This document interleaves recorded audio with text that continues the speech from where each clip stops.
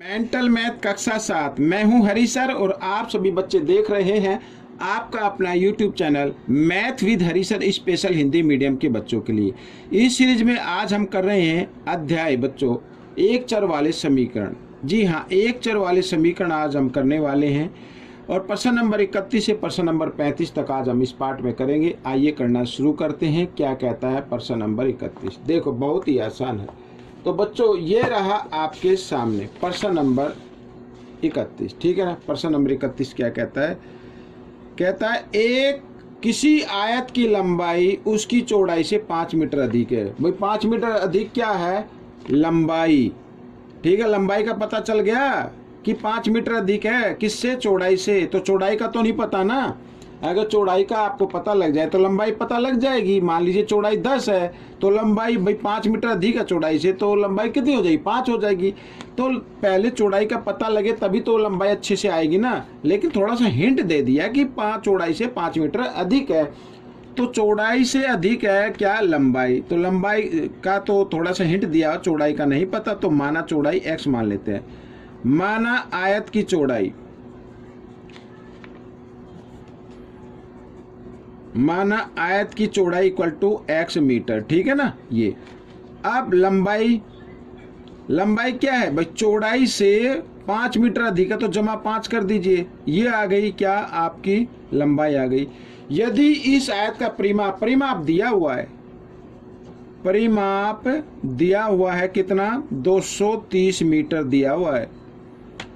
तो लंबाई और चौड़ाई बतानी है। अब इसी से निकालेंगे। तो परिमाप का फॉर्मूला क्या होता है? 2 ब्रैकेट लंबाई जमा चौड़ाई। लंबाई कितनी है? x जमा 5 और जमा चौड़ाई, चौड़ाई कितनी है? x बराबर 230, ठीक है।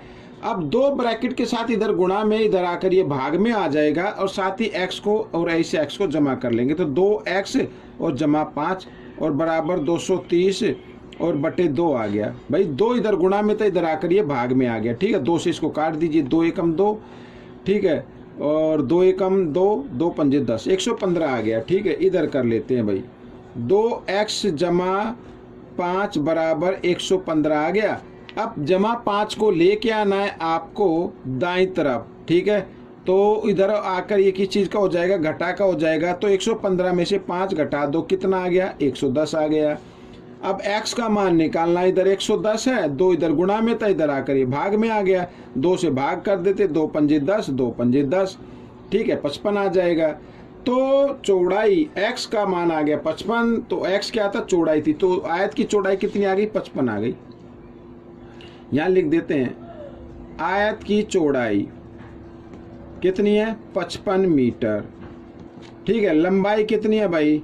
लंबाई, लंबाई है x जमा 5 यानी 55 जमा 5 बराबर 60 मीटर। ये आपका उत्तर बन गया बच्चों। यहाँ पर ये थोड़ा सा अलग है, ठीक है, 60 मीटर। प्रश्न नंबर 32 क्या कहता है? देखो प्रश्न नंबर 32 कहता है आपका कि ये देखो, नीचे से थोड़ा सा बताता हूँ मैं करके। 2 संपूरक कोणों का अंतर 44 है। बड़ा कोण बताना है, बड़ा कोण बताना है भाई। अब यहाँ पर मैं थोड़ा एक दूसरे तरीके से बताता हूँ, आपके लिए आसान होगा। भाई संपूरक कोण किसे कहते हैं? किन्हीं 2 कोणों का योग क्या हो? 180 डिग्री हो, ठीक है। तो यहाँ पर बड़ा कोण बताना तो एक छोटा होगा, लिख लेते हैं। माना छोटा कोण, माना छोटा कोण x डिग्री का मान लो और बड़ा कोण y डिग्री का मान लो, ठीक है। प्रश्नानुसार,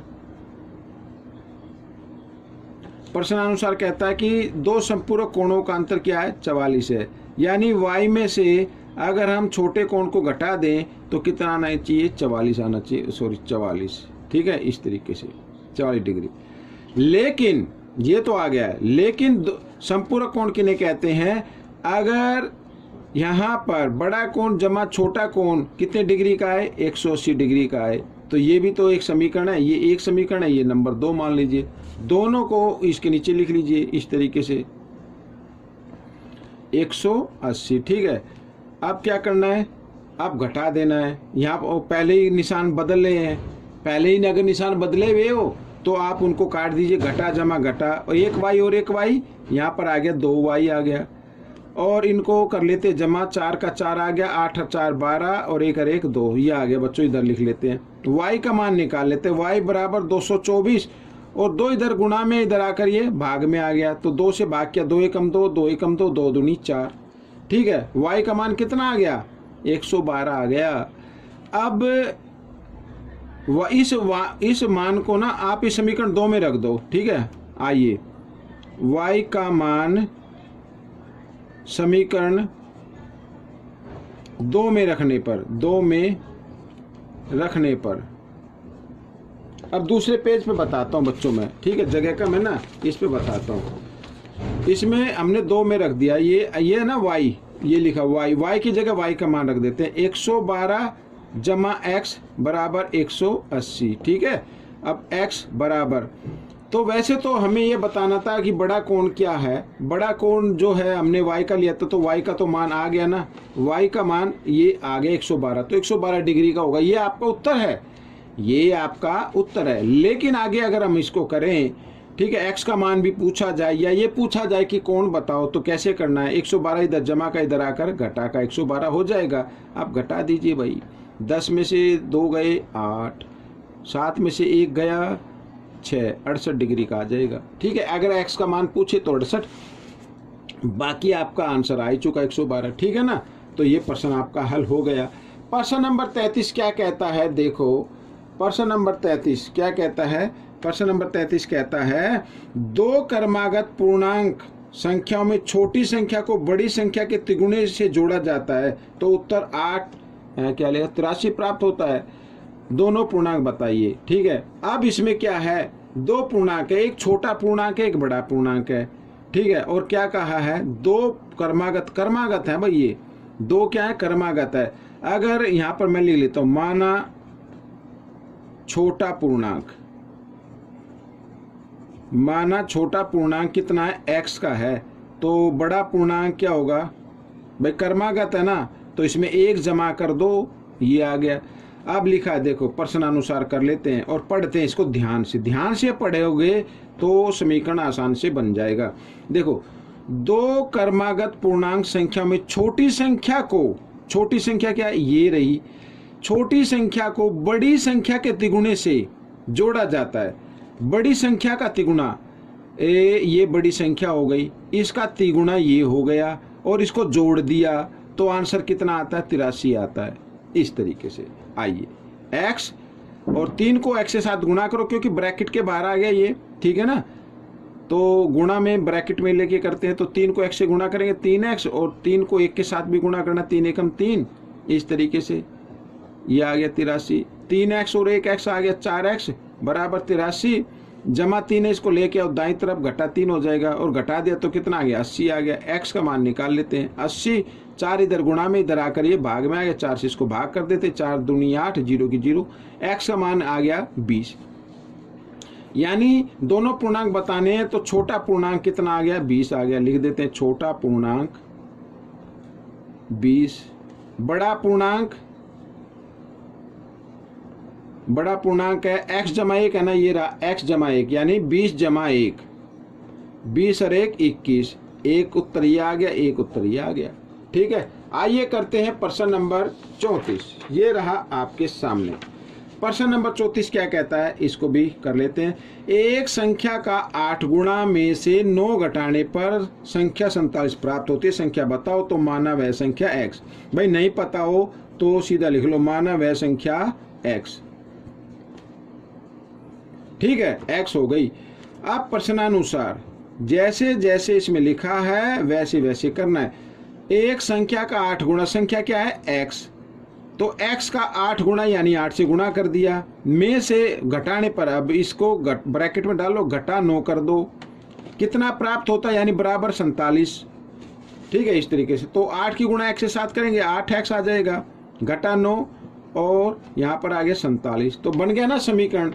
अब 8x इस घटा 9 को लेके आओ दाईं तरफ, घटा का इधर आकर जमा का हो जाएगा, जमा 9, 47 और 9 होते हैं बच्चों 56। x का मान निकालना है, 56, 8 इधर गुणा में इधर आकर ये भाग में आ गया, 8 से काट दिया, 8 एकम 8, 8 सते 56, x का मान क्या आ गया, 7 आ गया। वह संख्या क्या है, 7 है। ये आपका उत्तर बन गया। आइए करते हैं प्रश्न नंबर 35। प्रश्न नंबर 35 क्या कहता है, देखो, एक पुत्र की वर्तमान आयु अपने पिता की वर्तमान आयु की आधी है। किसकी आधी है भाई? पुत्र की आयु आधी है पिता से, ठीक है। तो पिता की नहीं पता ना, पिता की x मान लेते हैं। माना पिता की आयु, यहीं तक करते पहले, माना पिता की आयु, माना पिता की आयु x वर्ष, ठीक है। और पुत्र की आयु, पुत्र की आयु क्या होगी? आधी है, तो x/2 कर दो, ठीक है, ये हो गया। अच्छा आगे कहता है, ये ऐसे भी कर सकते, ये आधी है, अगर इसका मान है तो ये दुगनी होगी, कोई बात नहीं, आप इस तरीके से करो। अच्छा 10 वर्ष पहले पिता की, 10 वर्ष पहले, 10 वर्ष पहले, अब भाई ये तो अभी की आयु है, ठीक है। 10 वर्ष पहले क्या थी? तो पिता भी 10 साल छोटा होगा, यानी घटा दो इसमें से भी, और बराबर इधर मैं लिख लेता हूँ पुत्र की आयु, इसमें से भी क्या कर दो, 10 साल घटा दीजिए आप, ठीक है। आगे क्या कहता है, पिता की आयु पुत्र की आयु की 3 गुनी थी। किसकी आयु 3 गुनी थी? पिता की आयु। और पिता की आयु कौन सी है? ये वाली। ये क्या है? 3 गुनी, भाई 10 साल हो गए ना पहले, अब ये 3 गुनी हो गई। हमें बराबर करनी है तो इस संख्या को 3 से गुणा कर दो। अब दोनों की वर्तमान आयु बतानी है, आइए बता लेते हैं। x घटा x और x घटा 10 बराबर 3 के साथ गुणा करें, 3x/2 हो जाएगा, और घटा 3 की 10 के साथ होगी 30 आ जाएगा। अब x वाले पद को लेके आना बाईं तरफ, इधर जमा का इधर आकर ये घटा का हो गया बच्चों, ठीक है। इसके नीचे 1 मान लेते हैं, बराबर घटा 30, और ये घटा 10 है, इधर आकर ये बाईं तरफ दाईं तरफ ले आओ इसको, ये जमा 10 हो जाएगा, ठीक है। 2 और 1 का लघुत्तम लेंगे तो 2 आ गया, साथ ही क्रॉस में भी गुणा कर देना। कई बार बताया ना मैंने भाई, एक तरफ अगर 1 है, दूसरी तरफ कोई भी नंबर हो, तो आप उन दोनों को क्या कर दे, गुणा कर दे, वो लघुत्तम होगा। उसके बाद क्रॉस में गुणा कर दे, 2 की गुणा x के साथ, 2x घटा 1 की गुणा 3 के साथ, 3x बराबर, और ये घटा जमा घटा, 30 में से 10 घटाएंगे तो 20 आ जाएगा, बड़े नंबर के सामने घटा का है, घटा का निशान आ जाएगा। 2 इधर भाग में, इधर आकर गुणा में हो जाएगा। अब ये घटा जमा घटा, 3 में से 2 घटाएंगे तो घटा x बचेगा ना, क्योंकि बड़े नंबर के सामने घटा का निशान है, और ये घटा 20, घटा से घटा का निशान कट गया, 2 इधर भाग में तो इधर आकर गुणा में हो गया, और गुणा किया तो कितना है, 20 दूनी 40 आ गया। तो x क्या था? पिता की आयु। तो पिता की आयु कितनी आ गई, लिख देते हैं, पिता की वर्तमान आयु, ये वर्तमान आयु है बच्चों, ठीक है ना, वर्तमान आयु 40 वर्ष। पुत्र की वर्तमान आयु कितनी है? x/2 है, x/2, x का मान कितना है? 40 आया है, तो यहाँ पर लिख दो इधर 40/2, 2 से भाग कर दो, 20 आ जाएगा।